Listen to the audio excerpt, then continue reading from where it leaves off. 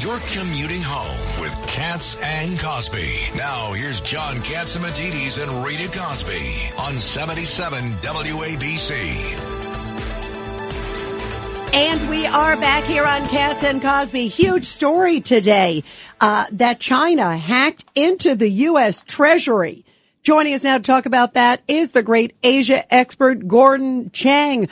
Gordon, what do you know about this and how concerning is this? The other day we were talking about this thing called Salt Typhoon, where they were hacking into phone companies to get individuals' information.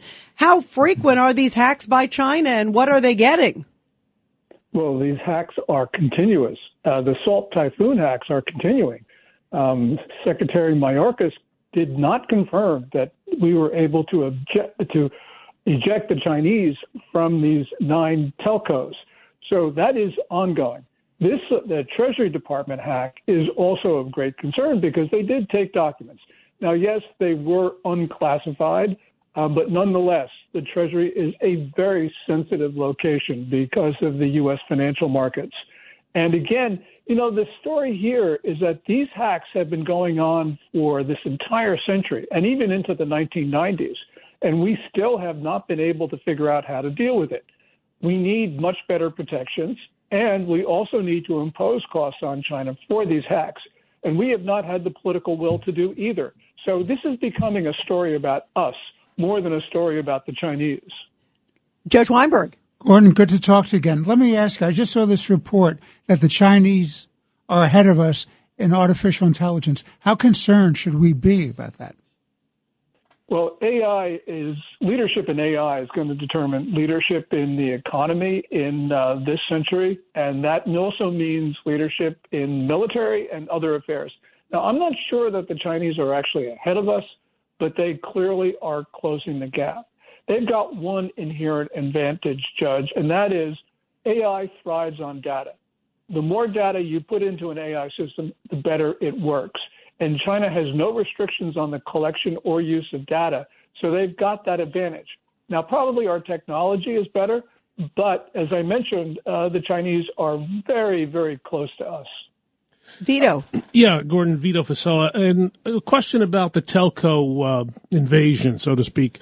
Everybody has an iPhone, Android phone. What should they be doing in light of this cyber attack? And secondly, is there any evidence that China's behind the drone invasion that occurred for the last, say, 5 or 6 weeks? Yeah, okay. Let me handle the second question first.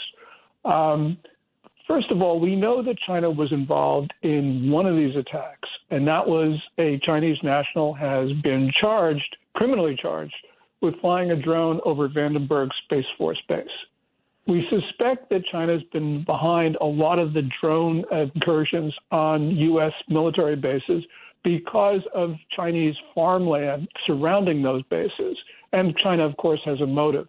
While all of this has been going on, there's the issue of the drones coming into U.S. airspace from the Atlantic, which the Department of Homeland Security and the Pentagon have not really addressed.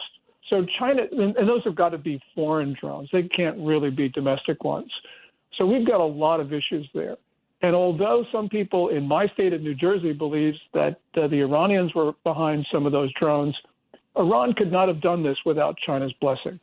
On your first question, what should Americans do? Well, there's two-factor identification and others. But the really thing that we need to do is got to demand our officials start to protect us, because they haven't been doing that for about 4 decades now.